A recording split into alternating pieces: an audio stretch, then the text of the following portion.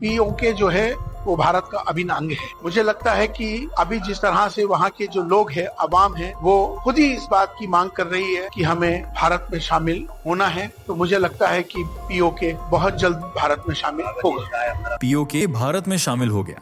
अगर ये लाइन अभी आपने सुनी है तो आपके दिमाग में सबसे पहले यही सवाल उठा होगा, क्या सच में? कब? कैसे?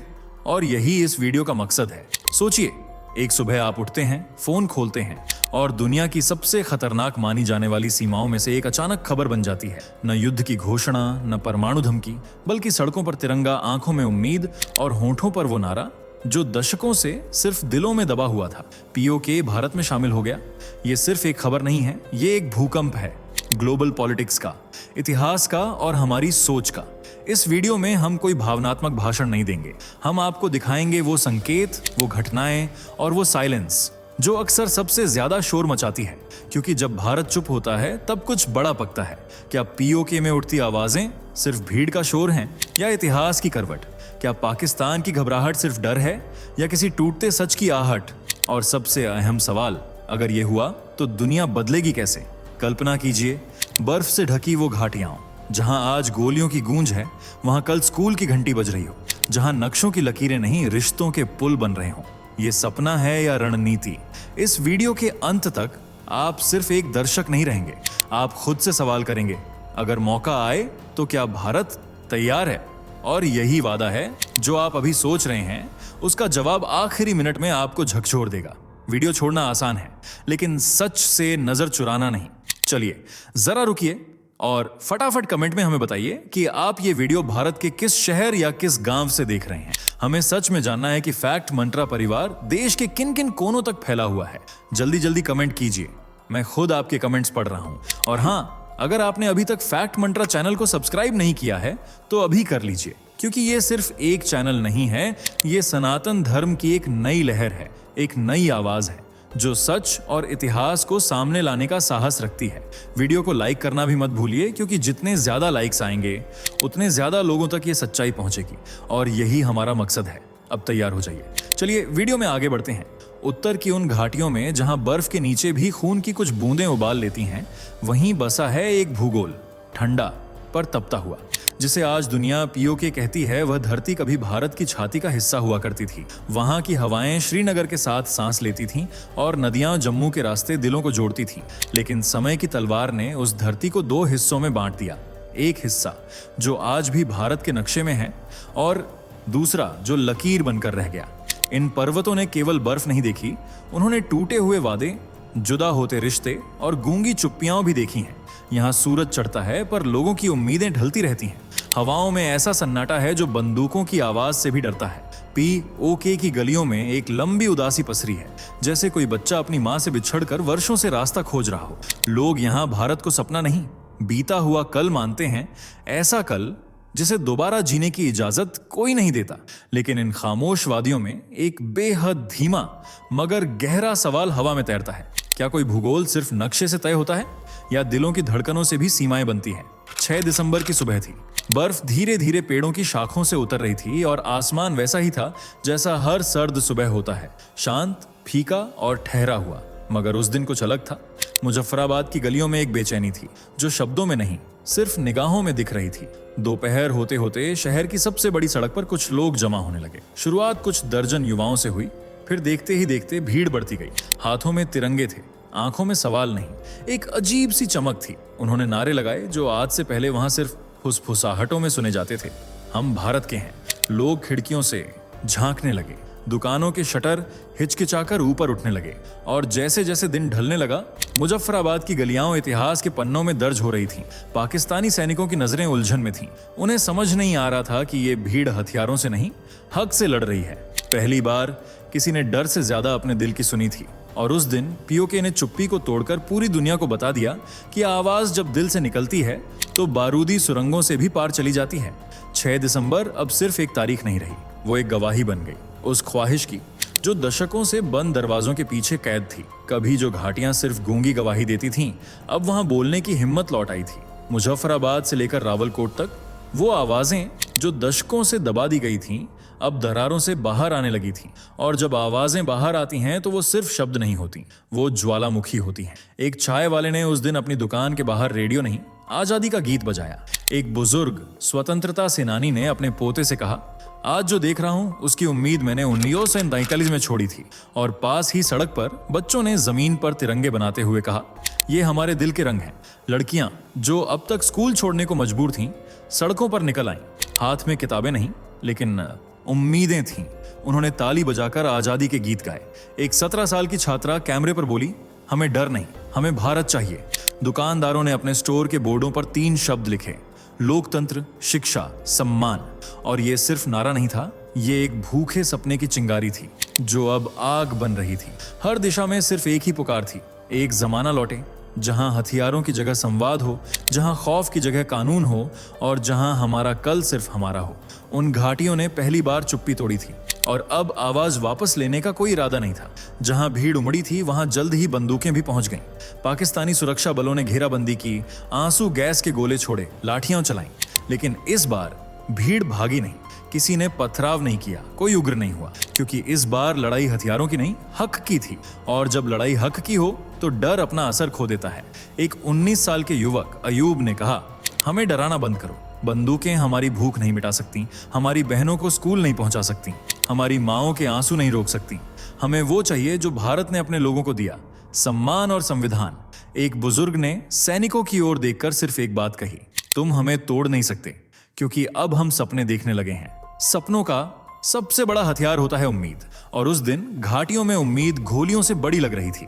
लोग जमीन पर बैठे, एक दूसरे का हाथ थामे और चुपचाप तिरंगे की ओर देखते रहे, जैसे कह रहे हो कि बंदूकें हमारी पीठ पर लग सकती हैं, लेकिन हमारे सपनों की उड़ान को रोक नहीं सकती। पीओके की धरती पर उस दिन साबित हो गया, जब एक जनता उठती है तो दुनिया की कोई भी ताकत उसे दोबारा झुका नहीं सकती। पीओके, जिसे आज एक विवादित क्षेत्र कहा जाता है, कभी ऐसा नहीं था। वो एक समय था जब कश्मीर की घाटियां बंटी नहीं थी, जब झेलम का पानी सबके लिए एक सा बहता था, जब पहाड़ियों पर नफरत नहीं, श्रद्धा की छाया थी। मुजफ्फराबाद के पुराने बाजारों में अब भी वो कश्मीरी कढ़ाई मिलती है जो श्रीनगर के दस्तकारों से आई थी। वहां के मंदिरों की दीवारों पर अब भी संस्कृत की लिपियां धुंधली सही लेकिन जिंदा हैं। मस्जिदों में उर्दू और फारसी की वो मिली जुली बोली आज भी बुजुर्गों की जबान पर है। एक भाषा जो दिल से निकली थी और किसी धर्म से बंधी नहीं थी। कभी वहां के स्कूलों में भारत के नक्शे बनाए जाते थे। बच्चों को भारत माता की तस्वीर दिखाकर समझाया जाता था कि ये हमारी माँ है। आज वो किताबें जल चुकी हैं, पर यादें में नहीं। एक समय था जब रावलकोट से श्रीनगर तक लोग बिना वीजा के आते जाते थे। शादियां होती थीं, रिश्ते बनते थे। कोई अलगाव की बात करता तो लोग हंसकर कहते, भाई को भाई से कौन जुदा कर सकता है। लेकिन फिर इतिहास की राजनीति ने दरारें डाल दी और इन दरारों से नफरत की लकीरें निकली। आज जब पीओके के लोग भारत की ओर देख रहे हैं तो वो सिर्फ भूगोल नहीं, वो रिश्ता मांग रहे हैं जो टूट तो गया था मगर कभी मरा नहीं। पीओके की वादियों में उठती आवाजें अब सिर्फ पहाड़ों से टकराकर लौट नहीं रही थीं। वे अब सैटेलाइट्स की आंखों में दिखने लगी थीं और राजनयिक बैठकों की टेबलों पर गूंजने लगी थीं। एक अमेरिकी थिंक टैंक की रिपोर्ट लीक हुई। शीर्षक था turning point in south Asia. America के एनएसए के दफ्तर में देर रात मीटिंग बुलाई गई। सवाल एक ही था, अगर पीओके भारत की ओर झुकता है तो हमारा इंडो पैसिफिक प्लान क्या होगा। चीन जो सीपेक के रास्तों को पीओके से जोड़ चुका है, बेचैन हो उठा। बीजिंग में तुरंत रक्षा अधिकारियों और व्यापारिक लॉबी की गोपनीय बैठकें हुईं। उनके लिए यह सिर्फ भू राजनीतिक संकट नहीं था, यह आर्थिक धमाका था। ब्रिटेन की द गार्डियन, जर्मनी का देर स्पीगल और इजराइल की जेरूसलम पोस्ट, सब ने हेडलाइन छापी, the unthinkable is now possible, Kashmir reunification. संयुक्त राष्ट्र ने चुप्पी साध ली, पर कूटनीतिक गलियारों में हलचल तेज हो गई। भारत ने कुछ नहीं कहा और कभी कभी चुप्पी सबसे बड़ा बयान बन जाती है। इस सब के बीच पाकिस्तान के विदेश मंत्रालय ने 14 देशों को फोन करके समर्थन मांगा, लेकिन कई ने साफ शब्दों में कहा, अगर जनता बोल रही है तो उसे चुप नहीं कराया जा सकता। दुनिया समझ रही थी ये केवल सीमा पर उबाल नहीं है, ये इतिहास, भूगोल और भावना का संगम है जो दक्षिण एशिया की दिशा बदल सकता है। इस्लामाबाद की दीवारें भले ही ऊंची हों, लेकिन उनके पीछे जो हो रहा था वो अब बाहर झांकने लगा था। जैसे ही पीओके में तिरंगा लहराता दिखा, पाकिस्तान की सत्ता में एक घबराहट दौड़ गई। ऐसी घबराहट जो सिर्फ राजनीतिक नहीं थी बल्कि वजूद की थी। जनरल मुख्यालय जीएचक्यू में आपातकालीन बैठकें शुरू हो गईं। सैन्य कमांडर आपस में उलझते रहे, क्या ये सिर्फ आंदोलन है या कोई बड़ी साजिश। कई अफसरों ने माना कि पहली बार पीओके में लोग डर को चुनौती दे रहे हैं। और वो भी बिना हथियार के। सरकार ने फौरन मीडिया ब्लैकआउट का आदेश दिया, इंटरनेट सीमित कर दिया गया, सोशल मीडिया पर निगरानी बिठा दी गई। मगर वीडियो पहले ही दुनिया देख चुकी थी। एक क्लिक में वो दृश्य पाकिस्तान की सबसे कड़ी सेंसरशिप को तोड़ चुका था। संसद में सांसदों ने एक दूसरे पर आरोप मढ़े, प्रधानमंत्री चुप थे और सेना के वरिष्ठ अधिकारी फाइलों में समाधान ढूंढ रहे थे जो शायद अब बहुत देर से निकलते। इस बार विरोध सीमा पार से नहीं आया था, ये आवाज खुद पाकिस्तान के भीतर उसके सबसे असुरक्षित कोने से निकली थी। और सत्ता को सबसे ज्यादा डर तब लगता है जब जनता बिना किसी डर के बोलने लगे। पीओके में बदलाव की लहर चल रही थी, दुनिया प्रतिक्रिया दे रही थी, लेकिन दिल्ली वो खामोश थी। प्रधानमंत्री मोदी की ओर से कोई बयान नहीं आया, न कोई ट्वीट, न कोई प्रेस कॉन्फ्रेंस, संसद भी चुप। लेकिन जानकारों का कहना था में जब भारत चुप रहता है तब असल तैयारी शुरू होती है। सूत्रों के हवाले से खबरें आईं कि दक्षिण ब्लॉक में देर रात मीटिंग्स चल रही हैं। एनएसए अजीत डोभाल की उपस्थिति में रॉजिम और सैन्य अधिकारियों की गोपनीय चर्चा हुई। चर्चा का विषय संभावित रियूनिफिकेशन के लिए नीति निर्धारण। थिंक टैंक्स ने रिपोर्ट जारी की, ये भारत के लिए एक ऐतिहासिक क्षण हो सकता है। रिटायर्ड जनरलों ने टीवी डिबेट्स में संकेत दिए। चुप्पी भी एक रणनीति होती है। कभी कभी जवाब देना जरूरी नहीं, बस सुनना होता है ताकि सही वक्त पर बोला जा सके। भारत की जनता ट्विटर पर दो खेमों में बंट गई। एक ओर वो जो सरकार से खुली प्रतिक्रिया की मांग कर रहे थे और दूसरी ओर वो जो मानते हैं कि शांति से सोचने का यही समय है। भारत की चुप्पी अब मौन नहीं थी, वो एक ऐसी प्रतीक्षा थी जो भविष्य के नक्शे पर कुछ लिखने वाली थी। कल्पना कीजिए, एक सुबह जब मुजफ्फराबाद की गलियों में सायरन नहीं, स्कूल की घंटी बजती है, जहां बंकरों की जगह बच्चों के लिए झूले हों, जहां दीवारों पर गोली के निशान नहीं रंग बिरंगे पोस्टर लगे हों।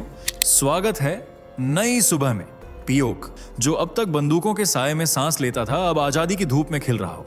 महिलाएं जो दशकों से घरों की चारदीवारी में कैद थीं, अब बाजारों में आत्मविश्वास के साथ चल रही हों। उनकी आंखों में भय नहीं, भविष्य हो। किसान अब युद्ध की आहट पर नहीं, बादलों की दिशा पर चर्चा कर रहे हों। कलाकार जिनकी पहचान मिटा दी गई थी, अब मंचों पर खड़े होकर कह रहे हों, हम फिर से जिएंगे अपनी कला से, अपनी जुबान से। सरहदें अब लकीरें नहीं, पुल बन चुकी हों, रिश्तों के, भाषाओं के, दिलों के। स्कूलों में बच्चों को इतिहास की वो कहानी सुनाई जाए जिसमें विभाजन का दर्द नहीं, पुनर्मिलन की उम्मीद हो। यह सिर्फ नक्शे का पुनर्निर्माण नहीं होगा, यह एक आत्मा का पुनर्जन्म होगा। उस आत्मा का जो वर्षों से बांट दी गई थी पर मर नहीं सकी। अगर कभी वो दिन आए जब तिरंगा मुजफ्फराबाद की हवाओं में पूरी आजादी से लहराए, तो वो जीत सिर्फ एक राष्ट्र की नहीं होगी, वो जीत होगी इंसानियत, उम्मीद और उस विश्वास की जिसे दबाया गया लेकिन मिटाया नहीं जा सका। तो अब जब सब बदल रहा है, जब आवाजें दीवारें तोड़ रही हैं और खामोशियां नारा बन रही हैं, तब सवाल सिर्फ सरकारों से नहीं है, सवाल हम सबसे है। क्या भारत तैयार है पीओके को गले लगाने के लिए? क्या हम इतने परिपक्व हैं कि एक टूटे हुए भूगोल को फिर से अपना कह सकें? क्या हम वो जिम्मेदारी उठा पाएंगे, एक नई पीढ़ी को न्याय, शिक्षा और सम्मान देने की जो बरसों से उससे वंचित रही? हमें यह भी सोचना होगा, इसका मूल्य क्या होगा और इनाम। क्या एकता की यह नई शुरुआत हमारे लिए एक भारी निर्णय होगी या इतिहास की सबसे सुंदर मरहम? ये निर्णय सिर्फ सैन्य या राजनीतिक नहीं होगा, ये दिलों का होगा। और शायद इतिहास हमसे यही कह रहा है, अब कल्पनाओं को डर से नहीं, भरोसे से देखो। तो दोस्तों, अब आप बताइए, क्या पीओके भारत का हिस्सा बनना चाहिए? क्या यह सपना अब हकीकत बनना चाहिए? नीचे कमेंट करके अपनी राय जरूर बताएं। ये बहस अब सिर्फ न्यूज चैनलों की नहीं, आपकी भी है। अगर ये वीडियो आपको सोचने पर मजबूर करे, अगर दिल में कोई हलचल उठे, तो इसे शेयर करें ताकि और लोग भी इस चर्चा में शामिल हो सकें। वीडियो को लाइक करें और ऐसी ही गंभीर लेकिन जरूरी कहानियों के लिए चैनल को सब्सक्राइब करना ना भूलें। जय हिंद। दोस्तों, आपके स्क्रीन पर दो और वीडियो दिख रही हैं, जिसे देखने के लिए आप स्क्रीन पर क्लिक करें। दोनों देखिएगा, बहुत अच्छी वीडियो बनी है।